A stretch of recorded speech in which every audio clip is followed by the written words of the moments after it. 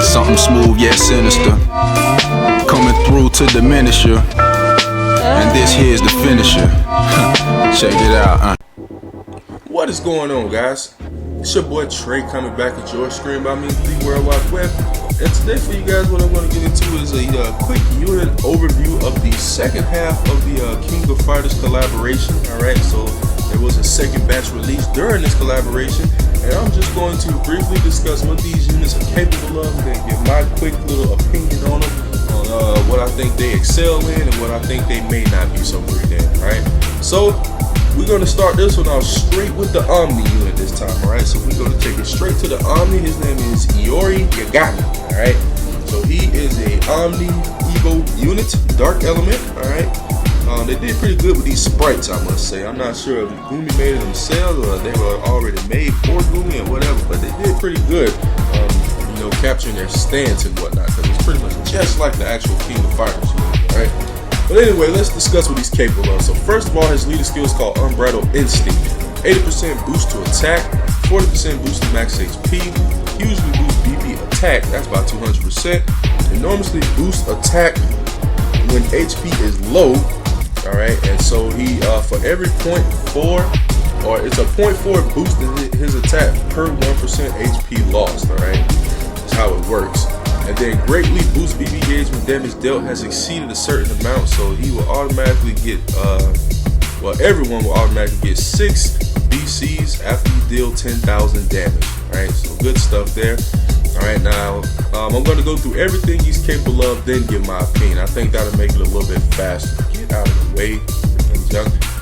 Alright, so extra skills called Riot of the Blood. Enormously boosts attack relative to remaining HP. Alright, so the way that works is HP lost once again. Alright, so the lower his HP, the higher his attack, okay? Up to a total of a 100% boost. It's a 1-to-1 ratio there. So for every 1% of HP that he loses, he gains 1% in attack.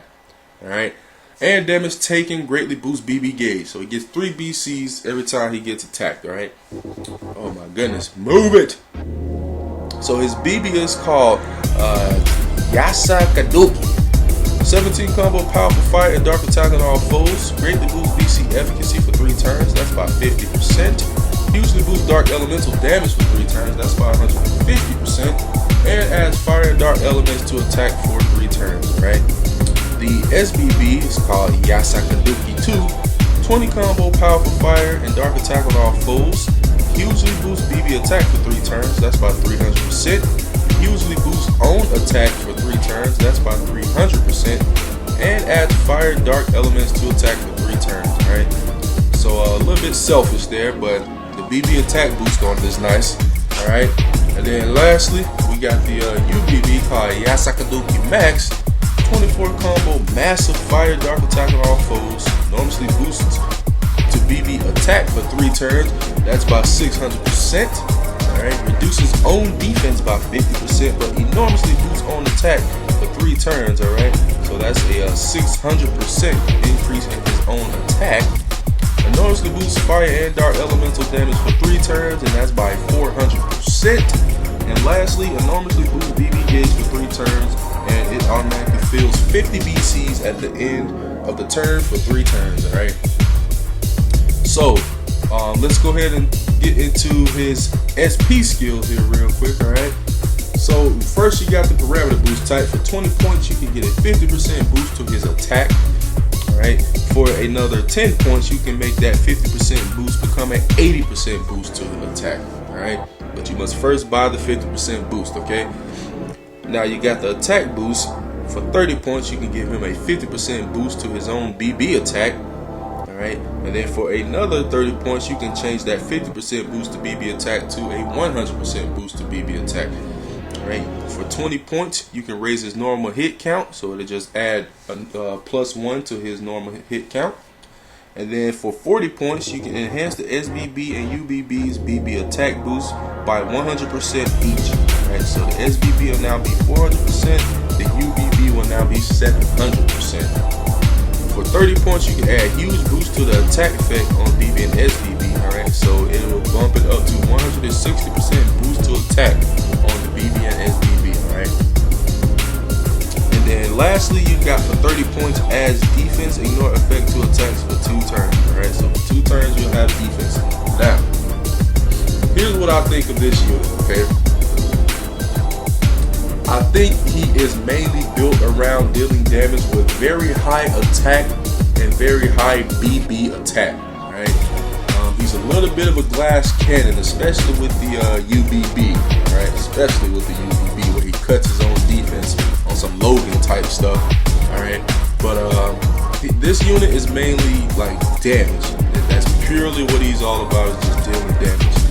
What I particularly don't care about with this unit is the his attack increases as his HP decreases. All right. When I see a unit like that, in my mind, automatically the only thing I see that unit useful for is raid. All right. I don't really see him being useful for pretty much anything else. It's just like the Enderoth Batch Fire type unit that I can't bring to my head right now. But he's the same way. All right. He's Corzan. That's what I'm thinking about. Corzan. He's the same way. When he loses HP, he increases attack. And where else do you use Corzan besides raid? Even back in his shining days, like that was pretty much it. You didn't use it for nothing else, alright? So he does have a few more uses. You can make him extremely powerful depending on how you set him up with his SP skills, whether it be the boost to raw attack and the boost to raw BB attack. You know, you can make them deal a lot of damage, which once again would be beneficial for you in raid, ensuring that you deal the most damage and in turn get the most stars at the end of the raid battle. But honestly, outside of raid battle, guys, I don't see too much use of this unit. I would not use him in arena. You can use whatever the heck unit you want in quest mode besides someone like Carnage Master or some of the EX dungeons. But yeah, that's about it. I wouldn't use him in arena. I personally wouldn't use him in Coliseum. I would say raid would pretty much be it. I wouldn't use him on trials either. I wouldn't. Alright. But raid, definitely, I think he'll be good at that. Anywhere else, I don't really think so. So if you went ham for him and you spent the gems to get this guy out of the Red Summon Gate, definitely take him in the raid battle. I think that's where he will shine more than anything, alright? But anywhere else, I would say no to it, alright? And that's my brief opinion on Mr. Iori. Alright, so the next one we're going to move on to is Miss Mai Shiranui.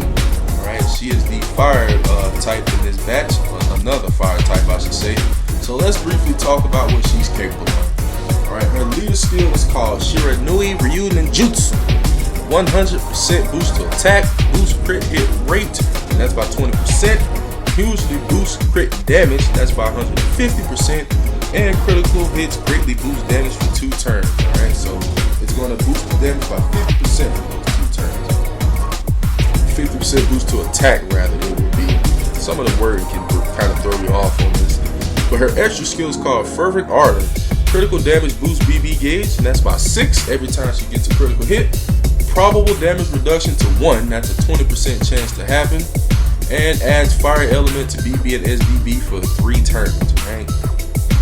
So her BB is called Ryuinbu. 15 combo powerful fire attack on all foes. Enormously boosts crit hit rate, that's by 60%. And considerably boosts crit hit damage, that's by 100% for 3 turns. And probable huge 1-turn attack and defense reduction. Alright, and that's a 30% chance to reduce the enemy's attack and defense by 50%. And then you got the SBB, Ryuinbu 2. 18 combo powerful fire attack on all foes. Considerably boosts crit hit damage, and that's by 100%. Hugely boosts attack for 3 turns, that's by 160%. And probable huge 1-turn attack and defense reduction, and that's a 30% chance to reduce the enemy's attack and defense by 50%. And lastly, the UBB Ryuinbu Max. 22 combo massive fire attack on all foes. Enormously boosts critical hit damage for 3 turns, and that is by 300%. Enormous 2-turn attack and defense reduction, and that's by 90%. And adds probability to perform 1 extra action within the same turn, and that's a 50% chance. Alright, so let's go over what she's capable of real quick. First of all, I think her leader skill is nearly useless. Right, the only time you're going to be using the leader skill like that is on some early content that ain't even that difficult anymore. Right, but if you get into the more difficult stuff, trials and all that, most of these bosses, even like raid bosses, RC6 raid bosses, like a majority of them are either in some way, shape, or form resistant to crit damage or completely immune to it. All right, and that's the fall down with a lot of crit units. All right, a lot of these more difficult bosses you're going to be farming and stuff like that. They're either in some form resistant or completely immune to crit, so it devalues the unit itself. Period, just for being a crit type unit. All right. So not much you can do about that. I personally would not use her as a leader for anything. All right, I would not take that leader skill anywhere. All right, me personally. Her extra skill, the only thing that's really decent about her extra skill is that probable damage reduction. All right, that is excellent stuff on any unit for any content at any time. You always definitely want to negate the amount of damage that your unit receives in order to keep them alive, of course. Okay. So it's only a 20% chance, but if you can get that bad boy to activate and keep that damage down to 1, that would be most excellent, man. So that's always a good thing. Like I said, on any unit at any time for any content, that's excellent stuff. All right. Now, let's get on to her BB, SBB, and UBB. All right. What I like about the BB and the SBB, and I would like this about any unit, is that attack and defense reduction. All right. Now, granted, she only has a 30% chance to reduce it by 50%, which isn't top of the line. All right. But not that I can think of off the top of my head anyway, I don't think there's any of the more difficult in-game type content that has that can pretty much negate attack and defense reduction. I don't think anyone is immune to that. Like, you fight against someone like say Tillich trial, there's certain parts of her trial you can't hit her with any status ailments. All right, but you go and you try to hit her with attack and defense reduction, and that will work. All right, you can actually hit them with that. So I don't think there's any bosses that are immune to that, and that's what I love about it. All right, even old Carter Master, the minute that was struggling against him, you go in there and you pop him upside the head with attack and defense reduction. It is going to help you a lot, all right. That's why it's one of my favorites, because nothing is immune to it. I don't know anything that's immune to attack and defense reduction, so it's always a good thing if you can just proc that on your enemy. That's always a good thing. So I love pretty much all units that have that capability. Alright, another thing that's good about her on her SBB, she got that 160% boost to attack. And that's on a 7-star unit, guys. Alright, this is some type of stuff that Omnis are putting out. Omnis are putting out 160% boost to attack, and she's doing it as a 7-star. So that is also a good thing, okay? And then last but not least, you got the UBB. The UBB, her UBB, I can't think of anyone off the top of my head that reduces attack and defense any higher than 90%. I don't think so, and it's guaranteed to happen. Right? It's not a chance to happen. It's guaranteed. Your enemies are going to get their attack and defense reduced by 90% for 2 turns. So that is excellent, guys. If the enemy has a powerful attack coming up, as long as it's not percentage based, all right? You got to remember, attack down don't do crap for an enemy attack that's percentage based, okay? Like if it deals 160% HP, it's going to deal 160% HP no matter what his attack is at, okay? But for all the other attacks, something like that will come in very useful. And then lastly, she has something that I have yet to see on any other unit, that probability to perform 1 extra action within the same turn. That's pretty freaking huge, all right? That is huge. So she can pop that UBB, and she has a 50% chance to actually get to go again, guys. Now, granted, her UBB doesn't say anything about filling up her BB gauge, so you'll probably only be able to attack at that point. But who knows? You know, I don't have her. I've never got it to proc, so I'm not exactly 100% sure how it works. You know, maybe you can do something and get some BB gauge during that time. Maybe you'll have spark damage during spark damage boost BB gauge, and you can fill back up to a SBB or something. You know, you never know. So if you can get the UBB and the SBB and or BB's attack and defense reduction to stack, man, you're putting the enemy in a poor state. You're putting them in a poor state. So I think that's what she'll be good at. As far as what I would use her, I would limit her to content that has no form of crit, negation, immunity, or some form of resistance to it. All right. So she's good for in-game content. Like I said, just try not to take her up against bosses that has that immunity to the crit, because that's not going to do you much good. Alright, but other than that, I think she's a pretty solid unit, guys. Alright, so my Shiranui, baby. Alright, so the next one we're going to move on to, looks like it just started raining here. We're going to move on to Cooler Diamond, right on time. It starts to rain in my part of the world, and I move on to the water type unit. So here we go, guys. What is Cooler capable of? Her leader skill is called Ice Dog. 40% boosted defense and max HP. Greatly boosts defense when damage dealt has exceeded a certain amount. So that's a 140% boosted defense after you receive 20,000 damage. And damage taken considerably boosts BB gauge, and that's by 3 to 6 per attack. Okay. Her extra skill is called Frigid Territory. Reduces damage taken for 2 turns when damage taken has exceeded a certain amount. Has a 25% reduction after 10,000 damage has been received. Reduces BB gauge required for BB, and that's about 20%. And adds water element to BB and SBB for 3 turns. Okay. Her BB is called Diamond Edge 1. 14 combo powerful water attack on all foes. Damage taken considerably boosts BB gauge for 3 turns, and that's 5 to 7 BCs per attack. Hugely boosts defense for 3 turns, that's by 160%, and activates Water Barrier. So that Water Barrier has 2,500 HP on it. Alright. Now her SBB is called Diamond Edge 2. 16 combo powerful water attack on all foes. Damage taken considerably boosts BB gauge for 3 turns, by 5 to 7 BCs once again. 160% defense boost for 3 turns, and a 60% defense to attack conversion for 3 turns. Alright. Then lastly, her UBB, Diamond Edge Max. 20 combo massive water attack on all foes. Damage taken enormously boosts BB gauge for 3 turns. That's about 50 BCs now. So when you get attacked, you get 50 of them totals. Enormously boosts attack and defense for 3 turns. That's about 250%.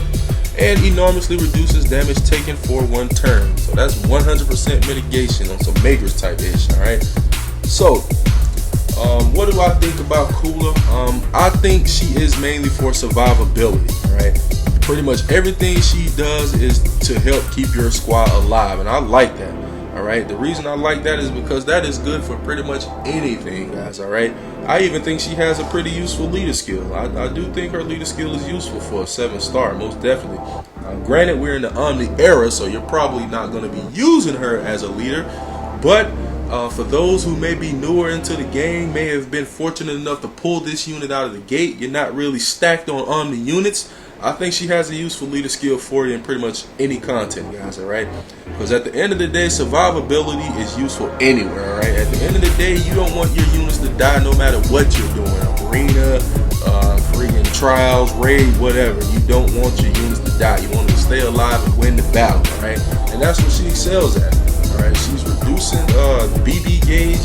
She's giving BB when you get attacked. She's adding an Omni level type defense at 160%. That's on par with Omni Lance, folks. Alright, 160% boosted defense. She's giving you a water barrier. Alright, and she's even throwing a little bit of attack power in there on the SBB by converting 60% of your defense over to attack.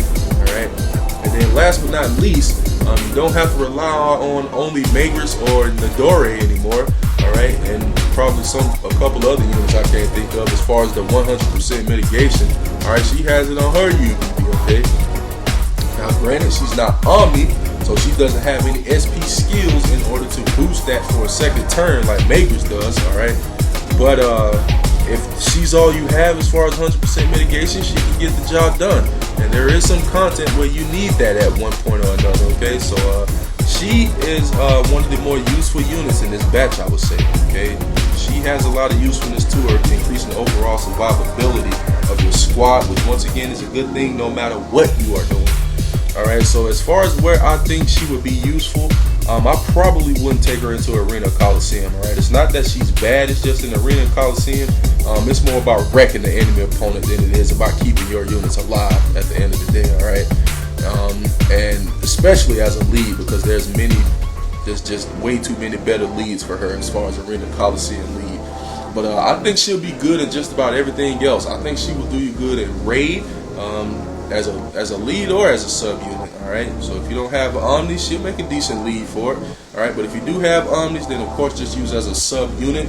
But she would be good at raid. I think she would be good at quest trials. I think she'll do good at it all. She has useful stuff for your squad, so that's good stuff on her end. All right, now last but not least, we're gonna start. We're gonna get this thing wrapped up with the free unit of this second batch, Omega Rugal. Right. So this guy is the one that you had to obtain for the King of Fighters Vortex collaboration dungeon, which I threw a video up on it, I believe, about a week ago. All right. So upon the first time of completing that dungeon, you will get Rugal, and I must say he is like hands down one of the most useful free Vortex units you could ever hope to receive. All right, he's really good for a freaking free Vortex units. Most of the free Vortex units are like useless. Most of them are useless at the point in time when they were released into the game. But this guy, he's actually a pretty powerful 7-star unit, and for players that were able to get through it and capture him, even if barely, like if you barely scrape by, then I think this is a very useful unit to you, right? Now this dungeon was released in the Omni era, so if you were able to blow this freaking dungeon out of the water, then more than likely this guy won't be useful to you. But if you were able to scrape by, like I said, just barely get it done, he's pretty good. Okay, so let's talk about what he's capable of. Leader skill is called Black Noah Genocide. 50% boost to attack and 30% boost to max HP of dark types. 100% boost to attack, 30% boost to max HP of any unit.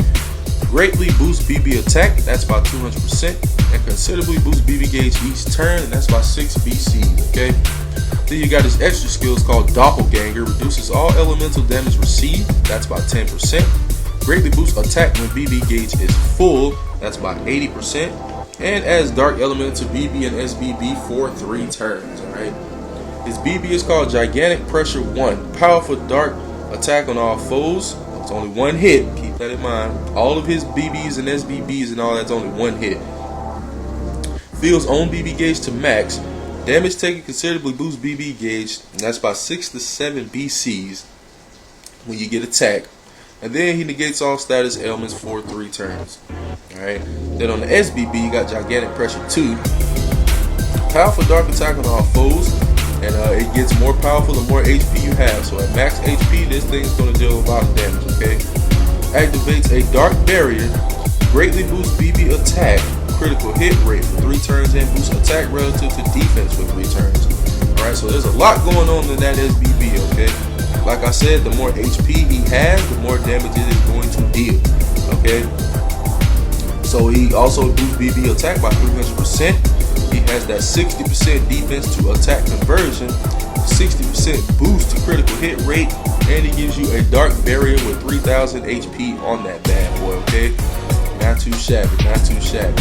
So many units now, man, just kind of watching my boy trying out. I hope you try and get to, he deserves it. He's the originator of the barrier, at least on the global side of things. And then we got the UBB Gigantic Pressure Max. Massive dark attack on all foes. Enormously boost BB attack, that's by 500%. Boost OD gauge, that's a flat 35% boost. And activates Dark Barrier with 20,000 HP on that bad boy, okay? Now, usually, and I said this in a previous video, usually units that give OD gauge back when you use the UBB, usually their overdrive sucks, alright? Or the UBB sucks. This one, I would not say it sucks, okay? It's actually pretty useful, okay? On the attack and the defensive side of things, okay? So, and here's why. It's only 1 hit, so you're definitely going to want to try to spark it, okay? So make sure you time it correctly to try to spark it to increase the damage by a whole freaking lot, okay? But it's going to boost BB attack by 500%. 500%, man. That is a lot of BB attack right there, folks, okay? For a 7-star unit, definitely. Now, that's the offensive side of things. On the defensive side, he's giving you a Dark Barrier with 20,000 HP on it, all right? Most of the content you are going to encounter in this game will not be able to destroy that barrier on the same turn you put it up, okay? It's just too much. 20,000 HP on that bad boy. That's a lot, folks, all right? And then he's going to give 35% of the overdrive gauge back. So you're already over a third of the way there to fill it right back up. Alright, that's the beauty of it, okay?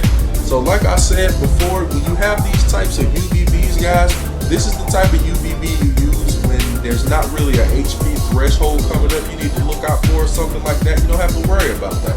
Alright, the HP threshold ain't coming up for another 7 turns, alright? So just go ahead and pop that boy. It ain't gonna take you but another maybe 3 to 5 turns to get it back, because you're already gonna have 35% of the gauge back. Alright, so you only got about, you know, another 2/3 of the gauge to fill up, and then you're back at full again, ready to pop it again if you need it. Okay, so his, I think, is pretty daggone useful. Okay, his UBB is pretty useful. Only thing is, we're in the Omni era. He's a 7-star. Not quite sure how many folks are even going to be using this unit. Period. He's really good for a free unit, but he only goes up to 7-star. That's the bottom line. All right. As far as his BB and SBB goes, he does a lot. All right, especially on that SBB. On the BB is pretty basic. All right. It's a good thing that he fills the BB gauge back up to the max, and he gives you that BB gauge when attacked, and even the gauge and status elements is useful, right? But you're gonna want to spark it, all right? One hit. That's the thing about these one-hit units. You pretty much have to spark it, guys, okay? Or it will just not be as good. Now on his SBB, he's doing a lot, all right? And it's pretty much all offensive, all right? The barrier is the only thing defensive about his freaking SBB. Everything else is just straight up offensive. He's boosting attack based on defense. He's boosting BB attack. He's boosting crit hit rate. He's boosting his own damage modifier with more HP. I mean, there's a lot of damage involved in that guy. So he's a butt kicker, all right, at the end of the day. So Rugal, like I said, pretty solid, all right? His leader skill, he's trying to be on some Omni Matrix type stuff. As a 7-star, his leader skill is on like Omni level, alright, honestly. That's pretty much really close to Omni Maker's leader skill right there. Okay, so I'll pretty much leave it up to you, you know, which leader skill you see as more useful at the time if we want to use it. But I highly doubt many people are going to be picking his leader skill over Maker's, alright? Not only due to leader skill, but what Maker's brings to the table as far as BB, SBB, and all that as well. Okay, so but for a 7-star, that is definitely a Omni level leader skill right there. That's pretty freaking. That's a good leader skill. Okay, but that's pretty much my overview, my thoughts and opinions on the second half of this King of Fighters collaboration batch. All right, I think the collaboration is pretty much over at this point. I think the only thing we got left is a rare summon gate with Iori still up, I believe, and that's pretty much it, guys. So it was a fun collaboration, alright. It was a little bit of a surprise too. I would have never guessed Brave Frontier would have got together with King of Fighters. That was pretty cool. Okay, so hopefully that opens up, you know, another door, so to speak, to get collaboration with other fighting games, such as maybe even Street Fighter or something like that. Okay, that'd be cool. But in the meantime, guys, just gotta sit back, relax, and see what Gumi throws our way. Okay. So that's once again my review, my thoughts on this second half of the King of Fighters batch. Hope you guys enjoyed it. If you did, be sure to give the video a thumbs up, a nice like, and if you haven't already, subscribe to the channel for more Brave Frontier content. And then if you wish to join the Facebook group, link down below in the description. Other than that, I'm going to wrap this thing up. So thank you guys for watching, hanging out, checking out the video, and I will catch you guys on the next one. Peace out.